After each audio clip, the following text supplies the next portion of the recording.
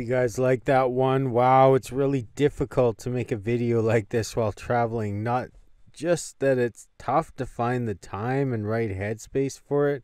I'm getting new content and improving my videography every day. After the Maritimes, I went back through Quebec and I felt like I filmed the sunsets better there. So I watched these earlier videos and say, why didn't I use this filter or change the shutter speed there? Living in the mountains, I don't get to film sunrises and sunsets on the ocean like I did here.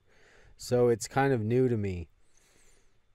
I only saw a small part of New Brunswick, PEI, and Nova Scotia. The weather was great for 10 out of the 11 days I had out there.